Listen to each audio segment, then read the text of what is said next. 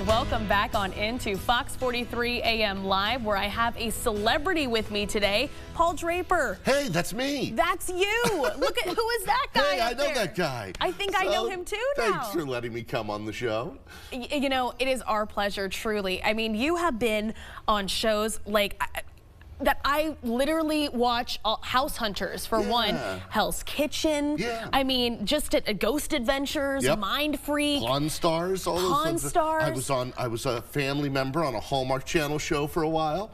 What I'm here this time for is I was the official magician at the Venetian in Vegas. I do magic shows for Disneyland, and I've taught at places like Yale. And this week in Topeka, I'm doing an event called Roar and Pour for the Topeka Zoo on Saturday. Yes, yes. No, we're very excited. I'm actually going to be at Roar and Pour, so I'm very, very excited to see what you got going on. So tell me how you got started doing this, because it's, I mean, we say it's hard to get into our business, but I can't imagine. So please tell me, how did you get your start? I was a little kid, and I wanted to go to everybody's birthday party. and I thought, you know, if I became a magician, I could get their parents to hire me to come to their birthday parties.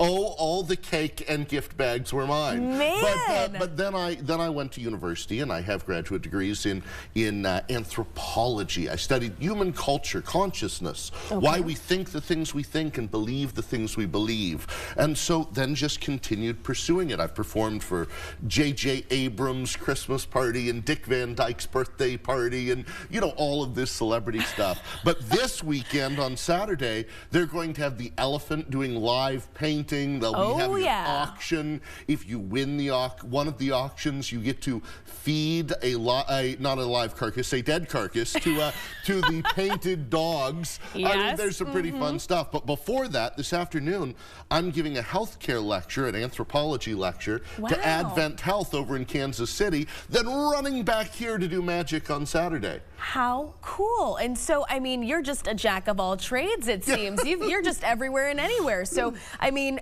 how excited. Okay, so you've quite the track record here. You've been to, you know, you have hosted things at Vegas casinos. You've hosted things, like you said, at J.J. Abrams' house. So how excited are you to do the Topeka Zoo? Oh, I love it. One of the things, you know, so I asked, so I do a big event like the thing for Advent Health so that I can do charity events like the Topeka Zoo. Wonderful. And I asked as part of my payment if I could get to feed some of the animals. And so tomorrow I'm taking all the animal tours, and I'm going to go feed and hold all the little animals. And that's really the payment for getting to do that, because I love it. I just love going to zoos, and it looks like a beautiful, an intimate, emotionally fun zoo that you can get through in a couple hours. It really is. And well, aren't you the lucky one? I am. They're taking you all around. How exciting, how cool. And you know, people that are watching now that are getting ready to come out on Saturday, what can they expect from you? What are, you know, what do you got prepared for us? So when there's going to be strolling magicians, there'll be 15 food vendors, 15 wineries. I'm going to be doing mind reading and magic there. So look out for me, because I'll be there all evening. Oh, wonderful. Okay. And so I have to ask too, I know this is a personal question, but what is your favorite event that you've ever done? My favorite event that I've ever done, well, this is the thing. The truth is the favorite event is whatever's coming up next. Really? I mean, it's always exciting to do something that I've never done before. I recently performed for some of the Royals in England. That was exciting. You get to perform off Broadway or on the West End. That's exciting, right? You're taking my breath away over here. I'm like, he's just listing these out. But it's for me, I like to go to every town and see their art gallery, their museum, their zoo. You know, here I have to go to the Brown versus the Board of Education. Yes, you do. I have to go to the Evel Knievel Museum, right? I have one of the staples. Right, I have to go to the zoo. So everywhere I go, I try and see the things, have the barbecue. But in just a few minutes, I'm going to show you a little mind reading over there. I'm so excited. I don't know if you can tell I'm bursting at the seams over here. I love magic. I love, you know, mental game tricks. I love studying. So is anthropology really studying the way people think and why they think the way they do? My area is cultural anthropology, and within that, cognitive anthropology and religious anthropology. So I've taught at SoCA, Thomas Jefferson University, University of Nevada, Las Vegas, Yale, other great places like that.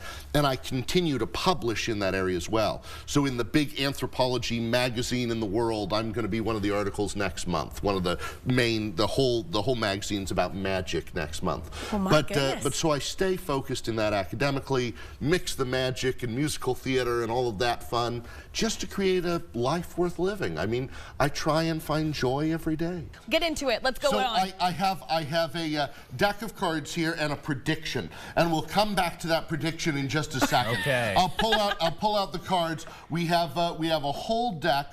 I don't need the Joker. We'll get rid of that. But we have a whole deck of cards. If you would, let's put the prediction there. Can we see the prediction? It'll stay there. Nope. We're going to do something called a wash. You move the cards around like this and mix them up on the table.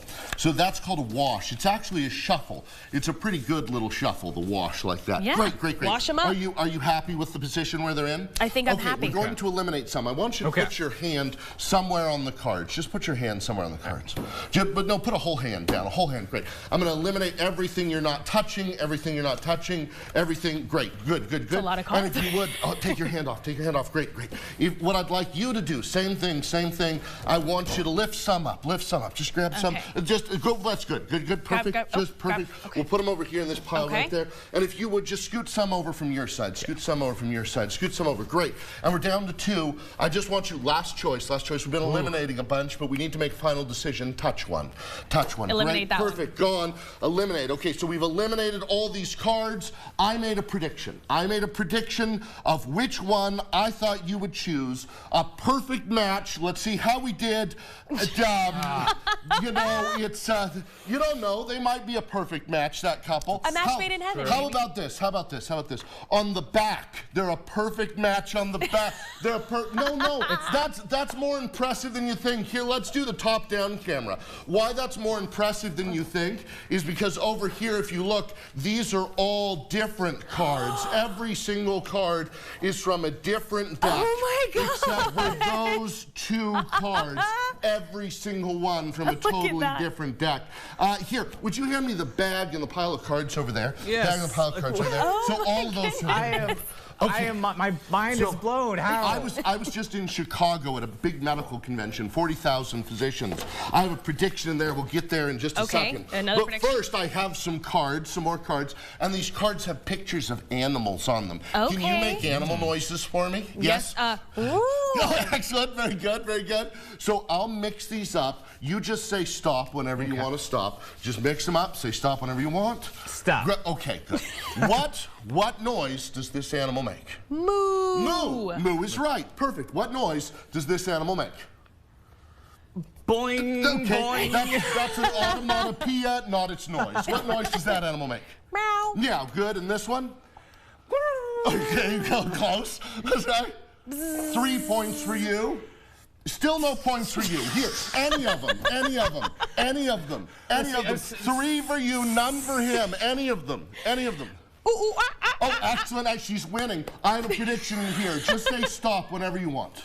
Stop. What's the name of that animal? Giraffe. A giraffe, which doesn't make a noise. And let me mix these up. You say stop anytime you want. Stop. Also a giraffe. No, what is it? A zebra. A zebra. Okay, he's right. There's a giraffe in here. If you're right, there's a zebra in here. Let's see what we have in here. In here, we have a giraffe. Zebra, the zebra giraffe, a giraffe zebra, and inside, oh wait, hold on. Whenever you get one of those, you also have to get one of these. Oh my gosh, that is hilarious. What? Come and see me at the Topeka Zoo. We're gonna have so much fun on Saturday. There's gonna be elephant painting and auctions and food and wine and all this great stuff. Man, I mean, we need this guy in the office all the time. I know, I'm flabbergasted. I feel like I got gypped there with the animal. No! Oh, the poor gypsies. They wouldn't do that to you. They're the Romanies. The term gypped comes from the gypsies because we thought they were from Egypt. But they're not. They're the Romanies. They're from India. So, you learned something. Anthropology. How much more time do we have? Well, I think we probably do have enough time for another thing. A couple more minutes. You have another trick. Okay, I'll show you something you've never seen before. You ready? Oh my goodness. Spoons! 2 metal spoons. They nest together as if they are... One. Nice. Perfect. Okay. Right. Check those out. Make sure it's metal. Make sure it's real. Spoon. Yep, that is a metal spoon. On its own, right? One of them is going to bend in your hand. Which one? This one. Pick me. Oh.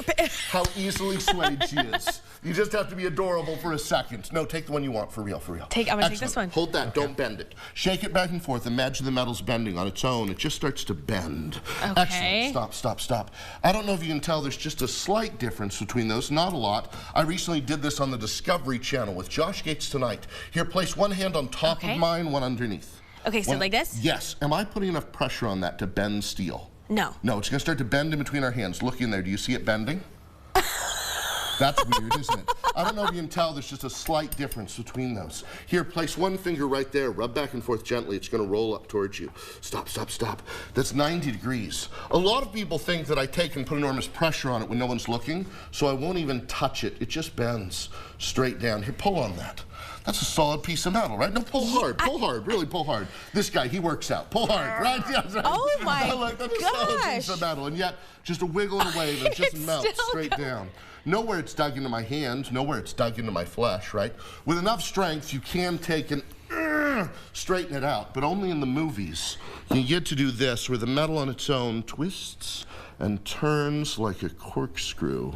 That's I have to walk off camera right now. I'm not okay. That's changed at a crystalline level. It's fractured and splintered inside. Stunning. And that belongs to you. Thanks for letting me come play. Paul, thank you. There is no way. Oh gosh. PaulDraper.com, Topeka Zoo. Everybody check out Paul Draper on Saturday at the Roaring Pour at Topeka Zoo. Get your tickets now. Come see this.